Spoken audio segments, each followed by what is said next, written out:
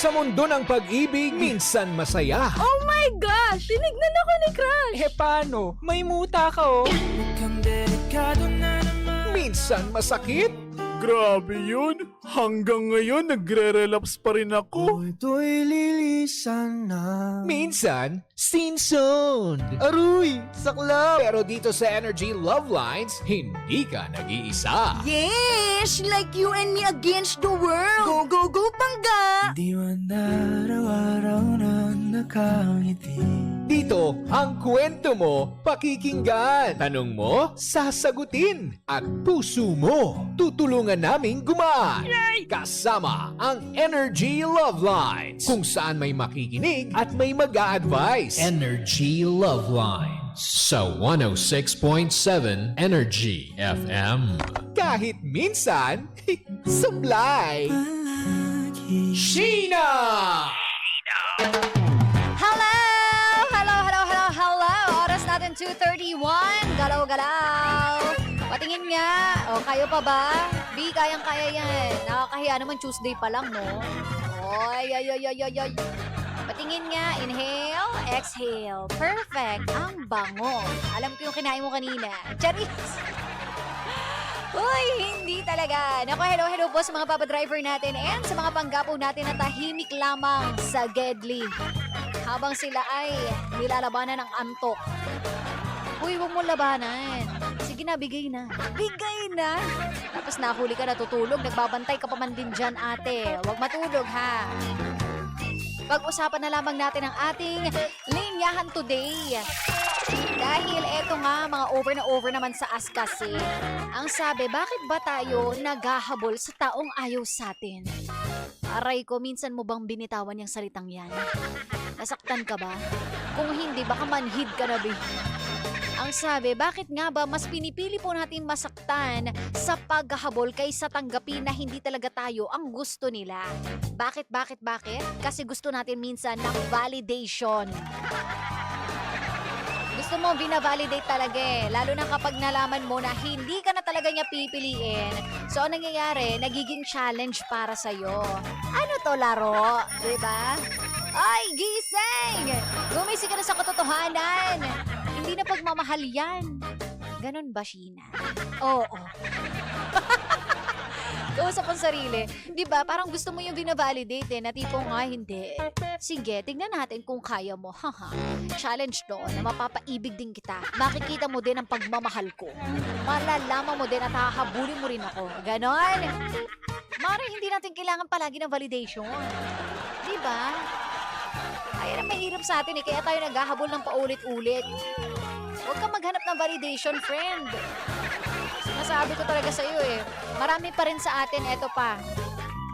Yung sobrang attached sa idea kaysa sa reality. Ayan ang sinasabi ko sa iyo. Gusto natin mala fairy tale na love story, no? Gusto natin, ay kasi ito yung goals eh. Ito yung pangarap ko sa future eh. Mare, nakakalimutan mo at nagbubulag-bulagang ka sa kung paano kanya tratuhin sa hinaharap. Diba? Yun eh. So, sobrang, ay, ang ganda ng nai-imagine ko. Perfect talaga ito. Power couple. Gusto ng lahat. Best love story ever. Talagang, ay, pang TikTok ang love story namin. Mare, pero hindi mo nakikita kung paano kanya tratuhin yung red flags na ginagawa niya, diba? Nabubulag ka, nabibingi ka. Namamanhid ka dahil in love ka sa idea na merong kayong dalawa. Eh, wala naman. Tapos habol pa. Ayan, dami na naman nakaka-relate. And lastly, ang pinakamasakit sa lahat, Panggano. Madalas kasi nating iniisip na mas masarap kapag mahirap. Alam mo yun? For example, meron kang gustong kunin, no? Kayamanan, ganyan. Nasa ilaliman ng dagat, gano'n. Yung tipong sisisirin mo talaga, no? Masungkit mo lamang yung ginto o yung perlas. Kumbaga, kapag ikaw po alam mo yun, pinagdaanan mo yung mga challenges. Tapos yung hirap na hirap ka. Feeling mo parang, wow, kakaiba para akong nanalo, no? Nanalo ka ng isang napakagandang premyo. Ginto, ganyang levels, no? Kapag nabingwit mo at napasagot mo or nakuha mo yung gusto mo. Kaso hindi nga ganun. Hindi sa lahat ng oras, hinahamon mo yung sarili mo, B. Tao ka, hindi ka handa sa Pasko. Ano daw? Ibang hamon yon. Hamon yun, Gina. Ano ba? Nakakainis. Beretita. Kumbaga, Pangga, no, wag nating isipin na hindi, mas mabigat to, mas mahirap, mas malalim, mas maganda, mas masarap, kasi pinaghirapan mo eh. Pero hindi sa lahat ng oras uubra yun. Habol ka ng habol mga ilang taon, B. 20 years? Ano, inubos mo na talaga yung pagkadalaga mo dyan. Nalipasan ka na talaga ng panahon. For the hope, yalan tayo, Pangga. Tapos wala naman nangyayari. Yun eh. Tapos papaasahin ka. Ang masama dun kasi, yung dumating yung point na papakinabangan ka na lang. Buti sana kung merong abiso sa'yo na, oy, B, paghihintayin kita ha, 20 years. Pero pangako ko sa'yo, tayo ang endgame. Papakasalan kita. O, pangako ko sa'yo, magstay ako forever. Mamahalin kita, aalagaan kita. Okay lang, sige. Kung kunwari hindi siya naniniwala sa kasal, sige. Sabihin na natin, pero nandito ako para sa'yo, mamahalin kita, higit pa sa buhay ko. Ganong level sana. Paano kung naghintay ka 20 years, no? Tapos wala, hindi mo mahagilap, di mo maramdaman. Para kang staycation lang napupuntahan tuwing board siya. Ano ka, bahay-bakasyon na pupuntahan lang kapag trip niya magpasaya, ganyan, magpaligaya. Bored ako eh. Sige nga, kausapin ko to. Pahapyaw ako. Sige nga, mixed signals tayo, B. Gano'n na lang palagi. Lugi ka dun, friend. Ikaw hininto mo yung buhay mo para maghintay dyan. Tapos siya ubos biyaya, masaya lang. Diba? Todo pahabol lang, gano'n. Porket alam na mahal siya. Hindi uubra yun. Kawawa naman si Self. Baka magreklamo yan. Ultimo anino mo, gumibo up. So sana mga Pangga, kapag ganyan nararamdaman na natin na pinapahabol na lang ata ako. Wala namang plano. Ano bang plano? Kasi minsan, baka tayo lang din yung nag-a-assume na, baka feeling ko kasi mahal niya ako eh. Hindi nga lang talaga masabi eh. Hindi nararamdaman ko talaga eh. Siguraduhin mo, B. Kasi sayang yung oras. No? Ultimo, syempre, mga mahal mo sa buhay, masasaktan din kapag nakita ka naghahabol. Sa wala namang kwenta. Sa hindi ka namang gusto. Pinapaasa ka lang. Ginagamit ka lang. Hinihingan ka lang ng regalo. Aray ko. No?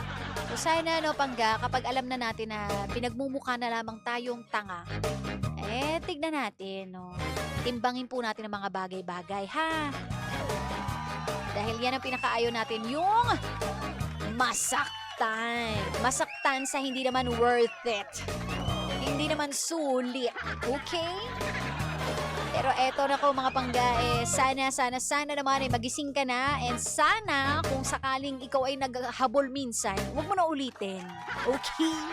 Alam mo na yung endgame mo. Alam mo na yung mangyayari. Tama na. Okay na yung isang beses, dalawa, pwede na yan. 3 beses, wag na.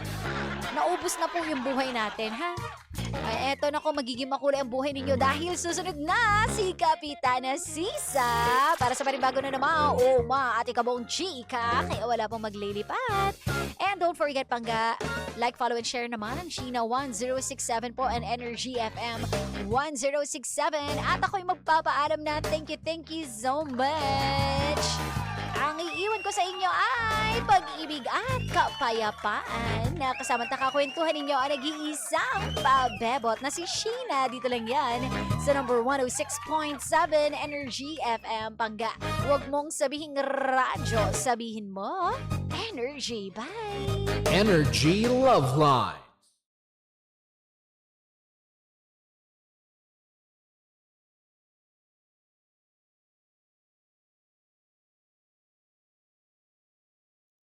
Ayun na nga, gusto ko lang magsabi sa inyo na, sana'y pag-ibig na lang ang isipin. Diba? Pag-ibig na lang isipin ng bawat isa sa mundo. Ay, nako, ayaw po natin na may mga nasasaktan, may mga naghahabol sa mga wala namang kakwenta-kwentang nilalang. No? Buti sana kung kung mahal na mahal ka niya eh. Ay, hindi, be. Mahal na yung nagagastos mo sa kanya. Yun yung masaklap dun eh.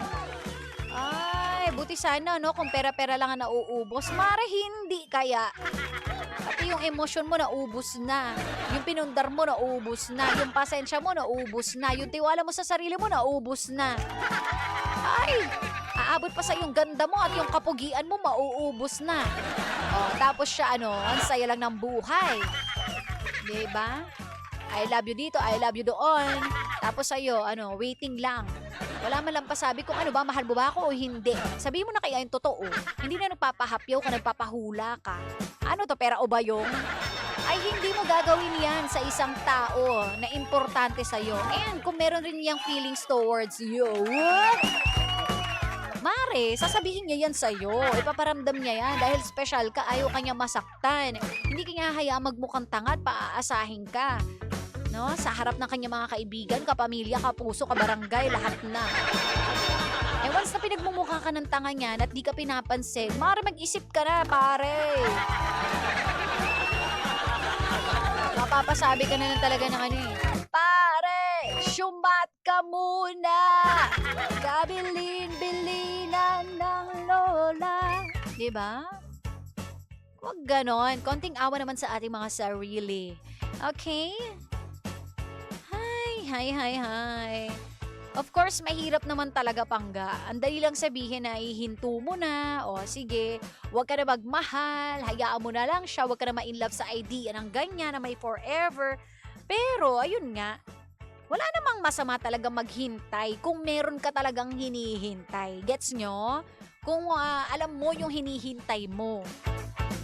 Kung pinangakuan ka, ang problema kung yung pinangako sa'yo, 45 years na ang lumipas. Wala pa rin naman nangyayari. Pangako pa ba yun? Ibig sabihin nun, wala yung respeto sa'yo. Kasi puro lang, sige, pangako. Ang totoong tao na may respeto, diba? Irerespeto yung oras mo, yung paghihintay mo, yung effort mo, yung pagod mo, yung pagmamahal mo, ganun. Hindi yung paghihintayin ka sa wala. Tapos wala man lang update. Ano na?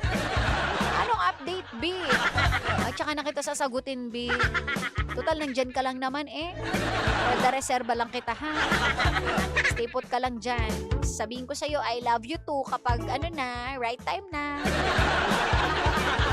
Right time, 50 years na ang lumipas. Aray ko.